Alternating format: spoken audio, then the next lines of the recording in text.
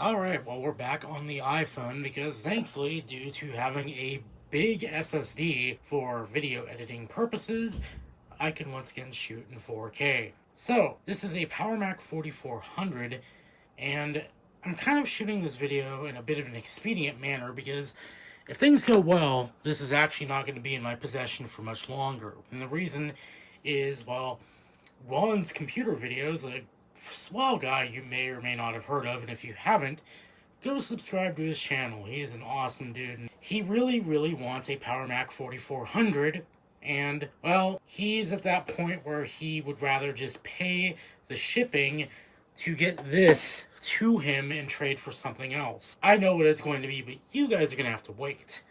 So let's get into this machine and kind of talk about it a little bit before I basically have to hand it off, which is not going to be for a while, but again, if I procrastinate, this video is never going to get done, and it's going to be too late by the time I decide, oh crap, I should probably do this video. So, to start off, we have our little friend here, even though we are not installing OpenBSD. If Action Retro can have a embodiment of Linux in a Penguin stuffy, then I can have the embodiment of OpenBSD in a fish stuffy. Say hi to the camera, little guy. Anyway, we're going to go ahead and put them aside because we're not installing OpenBSD on this Mac. We are just leaving it where it is. So, the PowerMac 4400 is a weird Mac, and it's not one I anticipated getting for my collection. What ended up happening was actually, it was a bit of a fluke, and this is kind of the backstory of a certain person named Garth Beagle, who some of you may know from hanging around in maybe Mac 84's live streams and such. Anyway, what ended up happening was I had a Macintosh SE that I actually already did a video about, and, well, it was kind of not very useful to me in its current state because I didn't have a bridge Mac anymore to actually write floppies that I could get over to it. And this is before the Blue SCSI had really kind of gotten out there and before it was really on my radar. So I wanted to raise some money to get DOS Dude 1 to upgrade my then Quicksilver G4, which has also been passed off. Actually, Garth has that now too, because he wanted it, and I got rid of it after I got the MDD, which again I say is going to get a video at some point. It will. I put the SE up on Craigslist to raise money to basically fund that venture, and I put a link to an unlisted video showing me starting up the SE and running it through its paces, showing that the hard drive worked and everything. And Garth actually emailed me, and I didn't know he was local to me, and said, hey, would you like to maybe consider a trade? And I threw in a couple more of my Macs because I have quite a few in the garage, or I had quite a few in the garage that were in need of some service and recapping. And I said, hey, if you are handy with soldering, like more so than I am, I'm never going to have time to get around to these machines. Do you want them? And he said, yeah. And he took a bunch of them off my hands and said, well, in return, I'll give you the MDD and this Power Macintosh 4400/200. And it's a very weird Mac, and it kind of evokes some nostalgia to me, even though I haven't owned one of these, because I remember also dumpster diving a good old Star Max in the desktop form factor, which was a Mac clone. The Star Max was a fun little machine that I had a lot of fun with way back in the day, and this is basically an Apple-made clone. It uses the very same motherboard design as a normal clone would use, which is called the Tanzania motherboard, and it has a bunch of quirks too, which is quite fun. But yeah, this is called the Mutant Mac because, well, you look at it, and, you know, if you don't see the Apple logo and the PowerPC logo, you may think just looks like a regular PC. And it gets worse when you look at it from the back, too. Another thing is the floppy drive is on the wrong side, because no other Mac had it on that side of the computer. Let's go ahead and turn this thing around, and you can kind of see more of the PC design language seeping through. So here's the back of the machine, and you may be able to notice some things are a little bit different here, but we'll get into those in a minute. You can see, again, short of the Apple label on the back, this thing really does just look like a PC that can run Mac OS, and it's really weird.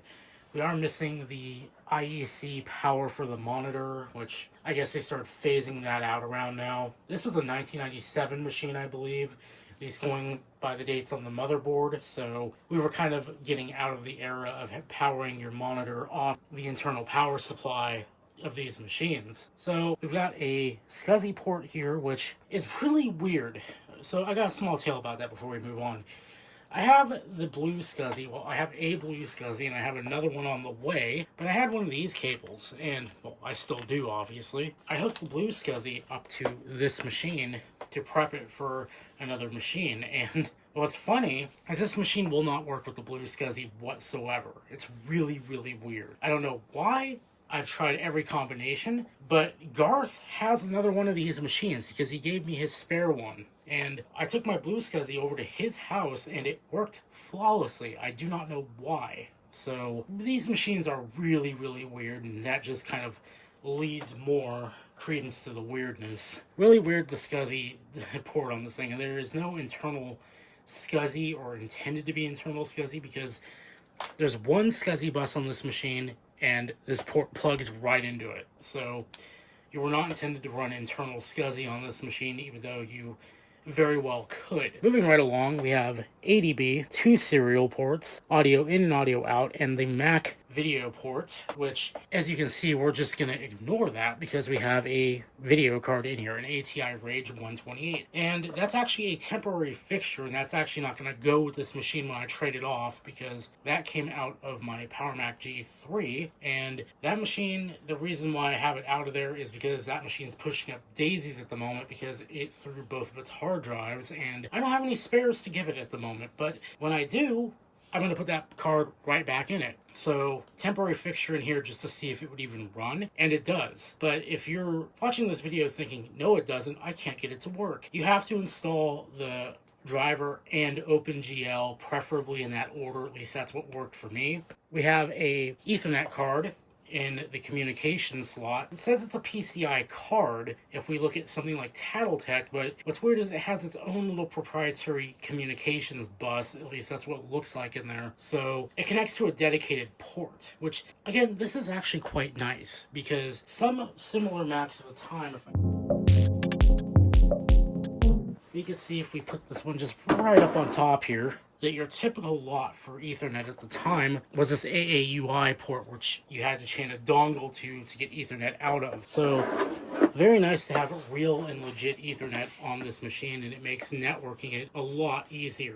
And we're going to go shaky cam to kind of see the internals here. So there's our ATI Rage 128 out of the blue and white G3. This is a module for the inbuilt video card, which we can see right there. We have the 603 EV processor clocked at 200 megahertz. We have the cache module, which is a very recent addition. Garth also donated that to me, which is quite nice of him. We have this crossbar here, which also gives this machine a lot of support and keeps these slots from flopping around too much. This is an experiment right here. I did plan, Ron may take care of that when he gets this machine, but I wanted to see if a CR2032 would work in here because Garth did say that it would work, and I didn't want to commit to doing anything just yet, so what I kind of did was a bit of a naughty thing. I actually used a spot welder that I recently acquired, put some tabs on the CR2032, and it worked out pretty well,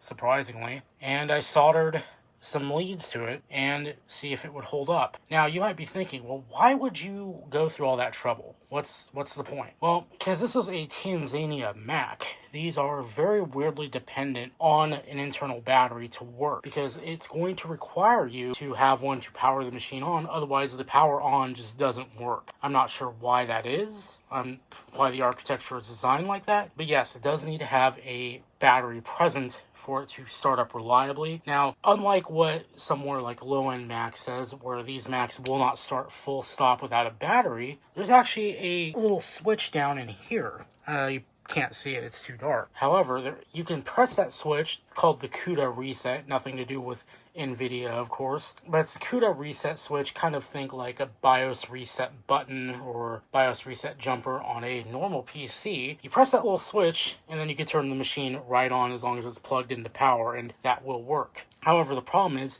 you have to slide the case off every single time you want to do that. Hardly ideal.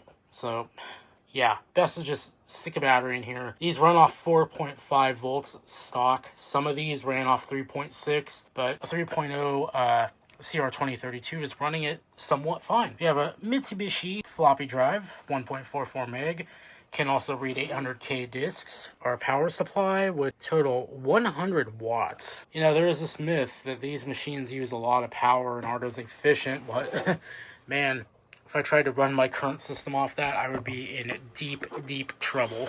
This is a Dell CDRW drive, and the reason why I'm actually running a Dell drive in here is because I wanted the drive to have those little slots cut into the tray to allow this to be used vertically, because that's where it's going to sit under my desk. And rotating it around here, we see our hard drive, which is a Seagate Barracuda ATA 5, 60 gigabytes. Very, very overkill for this machine, but it's what I had on hand. I actually had to make an 8 gigabyte partition because it did not like me using the full disk for the OS. So very interesting. And yeah, that's about the internal layout of this machine. What's also cool, lending more to the PC-ness of this machine's design, you have a bird connector down there for a floppy drive. It's never gonna go into this machine. This is like literally an off-the-shelf power supply. Kind of funny that, but it's really advantageous if for whatever reason you want to run a blue SCSI in here, because then you could just power it off the bird connector. I don't know why you'd want to do that, but because IDE to SATA solutions are going to be faster and a lot easier to find, but I digress. And because there's our little SCSI connector right down there. And a fun little bit of trivia is if you're running something like a blue SCSI off this, the termination power does not provide enough power on its own. So if you're going to run that, you're going to need to USB power it, or again, use the bird connector. Let's close her up and get her booted up and take a quick tour of what I've got this thing set up with. One day I will get a fancy VGA capture set up and be cool like Mac 84, but today is not that day, and tomorrow is not looking so good either. So let's go ahead and power this Mac up, and to present an example of what happened, well, what would happen without the battery. If we didn't have the battery installed, I wouldn't be able to do this.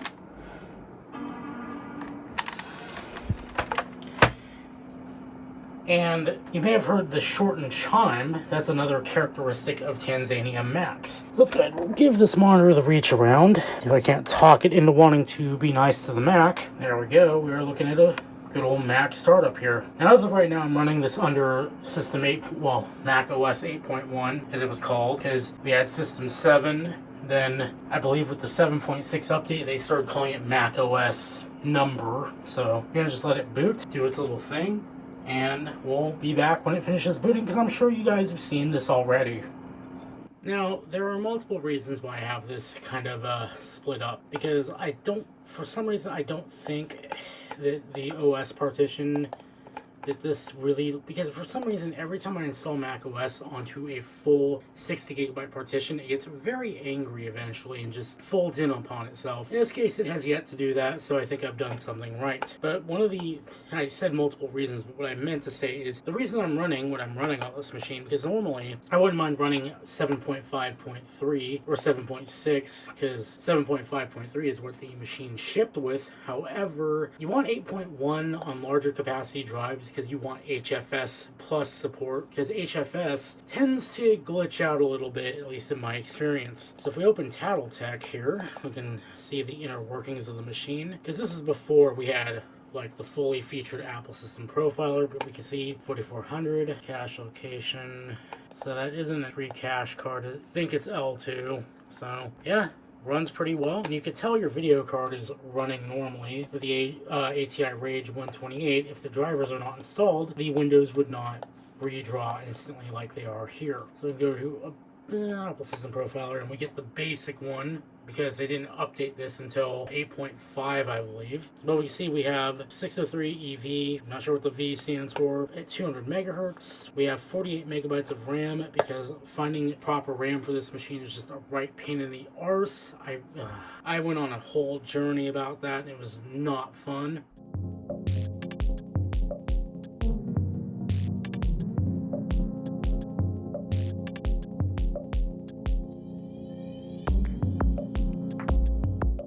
But we do have, let's see, do I have any games on here? We do have Full Tilt. I wonder if that's going to run better because I do have the video card installed and I also have the cache module installed now too. And now with this, you cannot run the Full Tilt application. It doesn't want to work. So let's go ahead and run Space Cadet. Just see what happens. That was an interesting sound. Yeah, why not? Let's see if we get anything or if it's going to be just slow as molasses. Which is weird, because this game feels intended for weaker machines. It does seem to be smooth. Holy moly. No, it's chopping a bit, but it's semi-playable.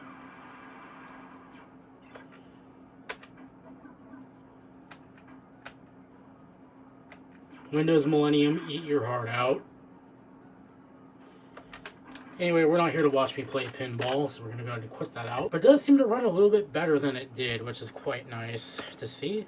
Some other utilities I have on here. This is an invaluable utility that is on Macintosh Garden. This virtual CD, DVD, ROM utility. This means you don't have to burn discs anymore. You can just copy the ISOs over and it'll mount them for you, kind of like Mac OS X would do. Very, very handy. I believe Toast can do it too, but this is just so much easier to set up and it doesn't require to be installed. We also have good old ClarisWorks because, you know, nostalgia. I can't go without that. Runs, we can type up things, you know, we could go, let's see, font. Good old Helvetica.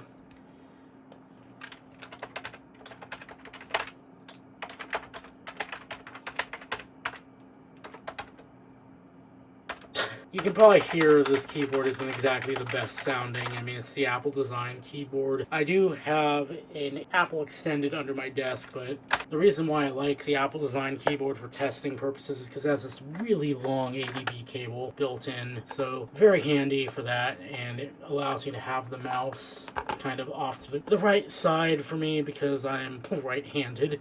So yeah, not sure what else there really is to show. Oh, I guess we should show off the connectivity. So I have a QNAP NAS that has support for AFP, which I believe stands for Apple Filing Protocol, and yeah, we can actually connect to it from here. The thing that annoys me though is, for some reason, when you fire up the chooser, you have to have a printer connected, or you have to have a desktop printer on your desktop, because what happens is it's having a good time because the chooser does what it does. If I delete this, it's going to make me have another one, which is, again, it just boggles my mind because it's like, I don't have a printer. I don't need one. It's like Apple of the past took some lessons from Apple of the future. They had a time machine or something like, how do we annoy people into buying a printer? Yeah, we're going to keep, like, if you want to use networking, you're going to just keep a damn printer on their desktop and remind you, hey, Apple makes printers. But anyway, I digress. So, we're going to type in my highly private IP address. And it should be able to pull up the NAS. It's going to take its sweet time. And we can see EXO NAS. And I could type in whatever I want here, but the problem is it doesn't support the proper encryption, because like if I'm going to type my actual password now, it's going to be like, you can't do that. You're too many characters. Nobody wanted that many characters back then. So I had to make the software share guest accessible, along with media, because I mean that's shared to everybody in my house over Plex anyway, so I mean there's really no big deal in having it publicly available to anybody on my network. So hit OK. It's going to give us an error message, but like Action Retro says, ignore error messages. They're not a problem. And there you go. We have the software share ready to go. And it's going to be weird because it can't write anything. But we can see, yep, here we are. We see everything. I can go to Legacy Utilities and Backups. This is some stuff I was installing on here. And I can grab BB Edit 5.1.1 and just copy it right on over. This is only going at 10 megabits, so I mean it's not going to be a speed demon, but it works. Double click, works fine. Mounts, and I can install it. Very, very nice to have networking on an older Mac, especially if you have a NAS that can kind of step down to the older Apple filing protocol, because I believe newer Macs just hand over to SMB anyway, and it's irrelevant. But very, very nice, and I'm glad I have these NAS units. They were actually given to me by Jack, who you may know if you watch Ryan's channel, and were there for the whole transmission swap. He was the guy who helped Ryan realize that dream. But anyway, we are pretty much done with this machine. Not really much else to show off. Hopefully you enjoyed this video, and I know the clock is wrong, I don't care, but yeah, hopefully you enjoyed the video, and I'll see you guys next time.